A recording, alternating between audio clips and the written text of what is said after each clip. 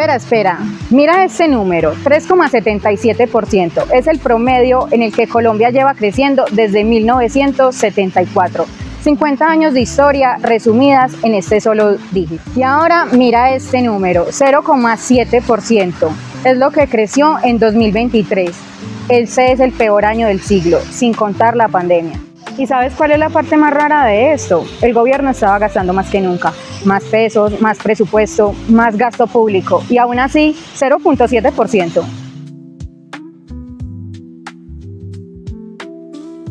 Y esa es exactamente la pregunta que nos vamos a responder hoy. ¿Por qué más gasto no significó más crecimiento? Con datos reales, con ejemplos que se entienden y con los modelos económicos que lo explican, vamos a entenderlo. Primero, los hechos. Datos directamente del DANE, el Instituto Nacional de Estadística de Colombia. En 2023, el Producto Interno Bruto colombiano creció apenas 0,7%. El gobierno lo confirmó en febrero de 2024. En 2024 mejoró un poco, un 1,7%, pero el promedio histórico desde 1974 es de 3,77%. Seguimos lejos. Y el gasto, el ministro de Hacienda reporta que en 2025 el gasto total del gobierno llega a 418.8 billones de pesos, eso es 22 billones más que en 2024. O sea, el gobierno metió más plata y la economía no respondió. ¿Por qué? Ahí está la paradoja. Imagina que tienes 100.000 pesos para gastar en tu casa, pero usas este dinero para pagar una deuda vieja. ¿Tu casa cambió?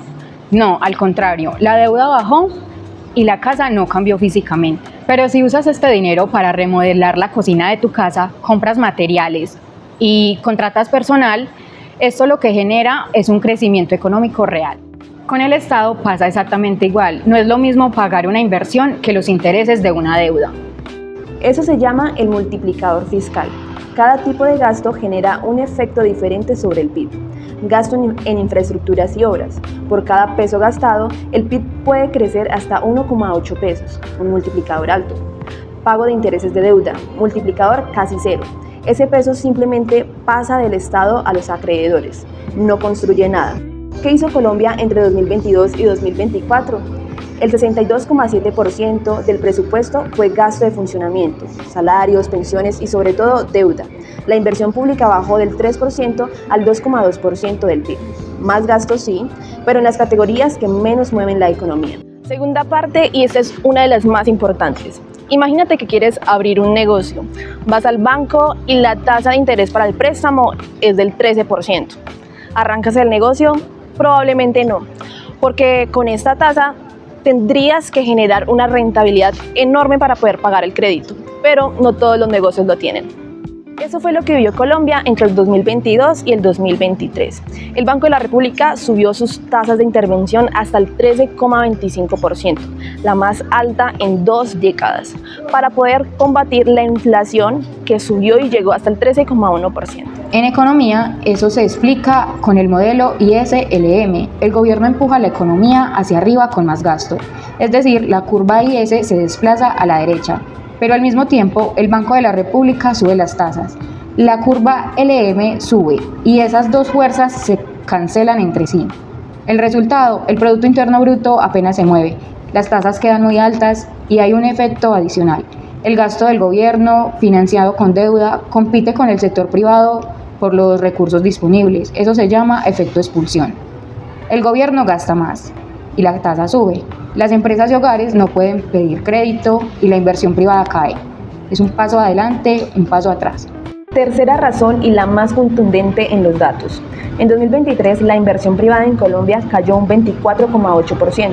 El DANE lo confirmó en su boletín oficial de febrero de 2024.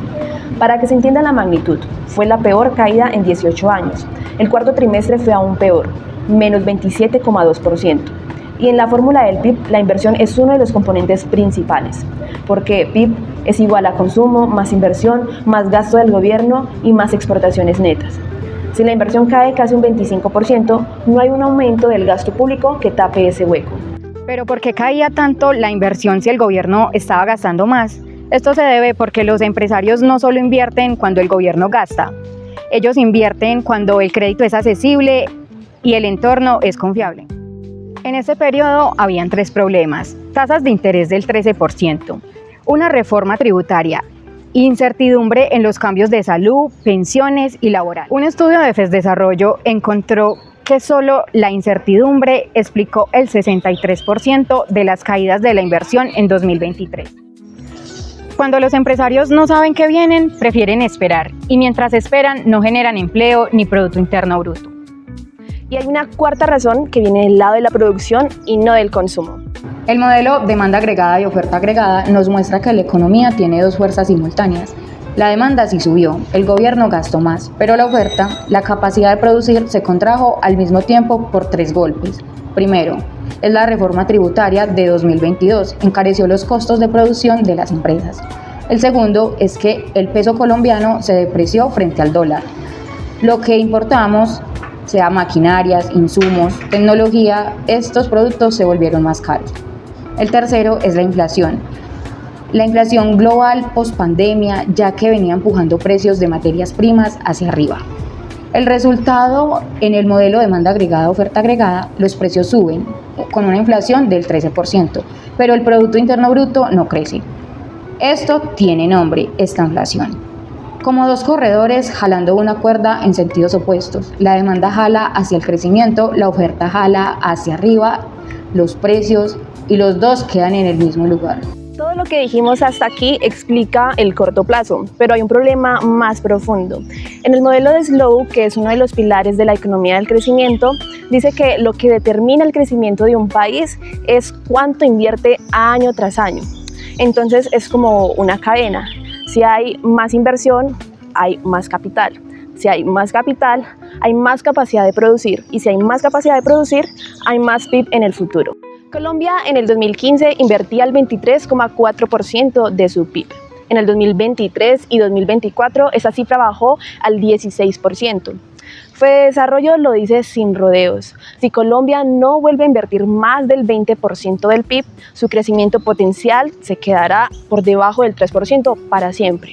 ¿Eso qué significa? Que el 3,77% histórico ya no será algo a lo que volvemos, sino que se convertirá en un techo que no podemos alcanzar.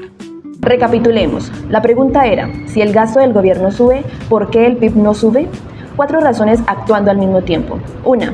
El gasto creció, pero en categorías que no generan nuevo PIB, es decir, deuda, pensiones, subsidios, un multiplicador bajo.